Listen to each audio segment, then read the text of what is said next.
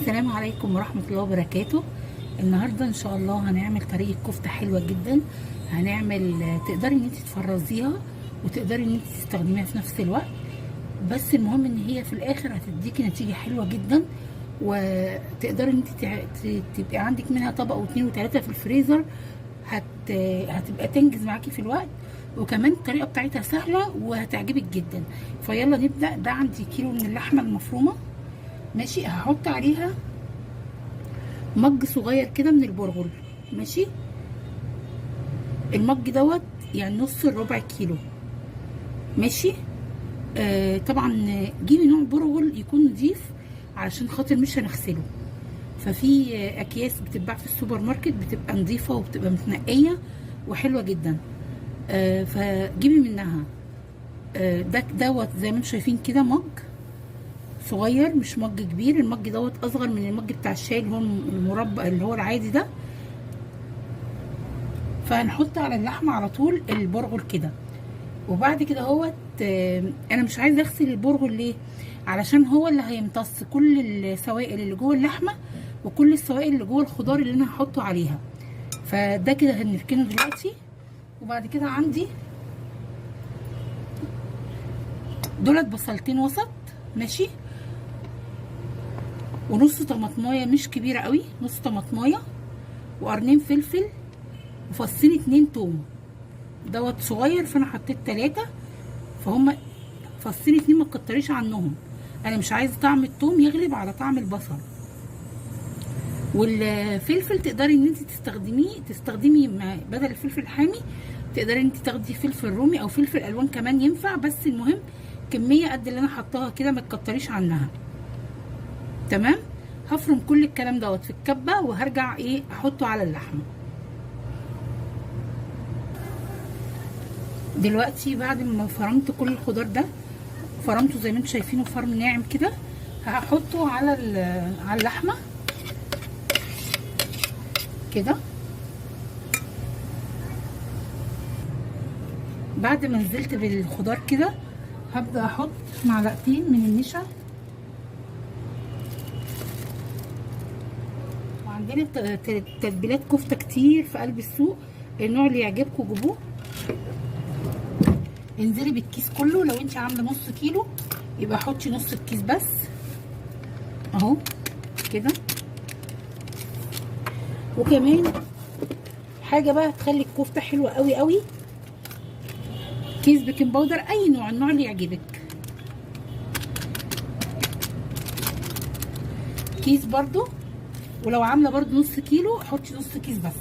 وبعد كده طبعا اللحمه ما بتحبش التوابل كتير، كفايه عليها تتبيله الكفته اللي احنا حاطينها. هحط رشه بس كده، حوالي نص معلقه من الفلفل الاسود، مش هكتر عن كده. برضو هحط معلقه صغيره من الملح. خلي بالكم ان التتبيله بتاعه الكفته بيبقى فيها ملح، فما تكتريش عن الملح، هي كفايه معلقه. وهحط حاجه تانية، هحط سكر، معلقه سكر، وهقول لكم السكر ليه. وهحط مكعب مرق لحمه، ماشي، بس هفركه كده عشان مش عايزاه يبقى مكلكع، اهو كده. خلاص كده. وبعد كده هحط معلقه من الصويا صوص،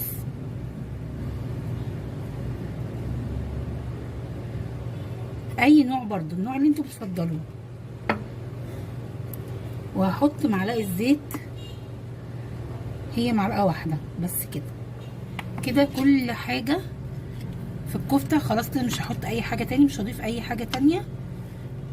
هبدا ان انا اعجن الكلام ده كويس جدا. عايزه ترجعيه الكبه مره براحتك، عايزه تعجنيه على ايديكي براحتك. انا هعجنها على ايديا. طبعا انا قلت لكم على معلقه السكر اللي انا حطيتها. معلقه السكر دي هتدي لمعه للكفته. شفتوا اللمعه لما بتجيبي الكفته من عند الحاتي؟ اللمعه دي تبقى سببها معلقه السكر اللي بيبقوا حاطينها. فمعلقه السكر دي هتدي لمعه حلوه قوي للكفته بتاعتك بعد ما تستوي. وطبعا هي تقريبا كده خلاص اتعجنت كويس قوي. في الوقت دوت هتسيبي بقى الكفته في قلب التلاجة حوالي نص ساعه تهدى كده وترتاح. وبعد كده هنبدا نجهز القاعده اللي احنا هنحط عليها الكفته دي، يبقى طعمها حلو قوي. فاول حاجه عندك بصل اهي، وهتبداي تقطعيه صغير كده، مش متقطعوش تخين قوي.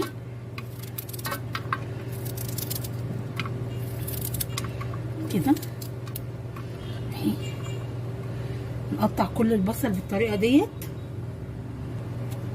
بعد ما خلصنا البصل كده هقطع عليه برضو الفلفل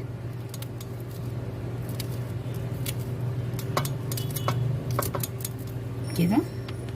وهنا عندي طماطميتين برضو كده اهوت، هقطعهم برضو نفس الكلام كده زي ما انا مقطعه البصل، هقطع الطماطم بنفس الشكل يعني كده.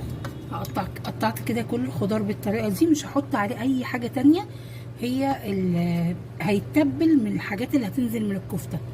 فالكفته فيها حاجات كتير، فهو ده كده هيفضل زي ما هو، مش هعمل فيه اي حاجه. في التوقيت ده هطلع بقى الكفته بتاعتنا اهي، كان بقالها شويه في التلاجة. وهنا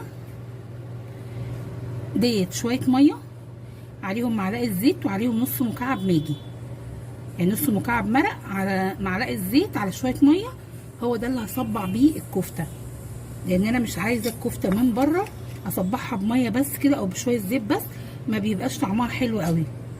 فانتي اعملي زي ما انا قلت لك كده، شويه الميه دول طعميهم كده بنص مكعب مرق وحبه زيت صغيرين، هم دول اللي هيخلوا الكفته تبقى ناعمه في ايديكي وانتي بتصبعي، وفي نفس الوقت هيبقى طعمها حلو قوي. هنا بقى على اي عصايه خشب عندك كده هتبداي تبليها كده. هتاخدي كميه من الكفته، تحاولي كل الكميه اللي هتاخديها كل مره تبقى زي ايه اللي قبلها كده، وتصبعي كده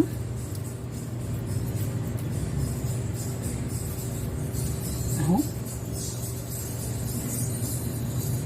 اهم حاجه تبلي العصايه الخشب الاول علشان تعرفي تخرجي الكفته كده. وهنبدا نحطها في الصينيه كده اهو. هعمل كل الكميه بتاعتي بالطريقه دي على العصايه زي ما انا قلت لكم كل مره هعمل كده. لو دي كده صينيه الكفته اهي، حطيت انا كام واحد كده فوق الوش تاني، وديت الكميه اللي اتبقت عملتها كده، حطيتها طلعت دور اهو تحت ودور فوق، حطيت بينهم اكياس كده.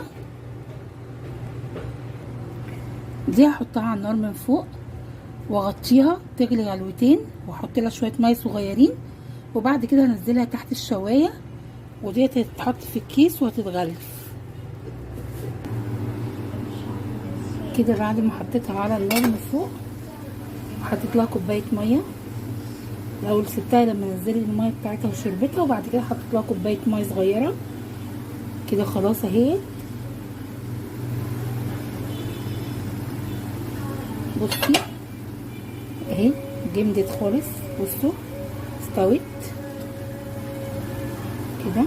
مج الميه اللي انا حطيته مع الميه بتاعتها لما نزلتها وشربتها كده حلو قوي. انا اوريكم شويه فلفل اسود بس صغيرين كده، وهي داخله على سوا كده خلاص.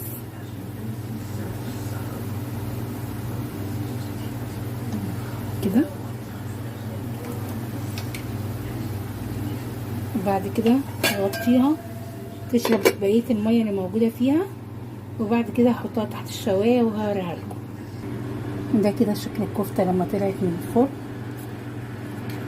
ولعت يا دوبك الشوايه بس عليها، ما ولعتش حاجه تاني. بصوا، وهنا اهوت الخضار خلاص استوى طبعا. بصوا بقى نزل منه الدهون اللي جوه الكفته، انا مش حاطه لها دهون خالص، دي الدهون اللي جوه الكفته ماشي كده. طعم تحفه يا جماعه، الكفته متحمره بس ايه طريه وجميله. يا رب تجربوا الطريقه دي وتعجبكم. طريقتها سهله والنتيجه بتاعتها هتعجبكم. يلا ان شاء الله اقابلكم في فيديو جديد على خير يا رب. ويا رب الطريقه دي تكون سهله عليكم وتعملوها وتنفذوها بنفس الطريقه، ان شاء الله هتعجبكم باذن الله. مع الف سلامه، واقابلكم في فيديو جديد.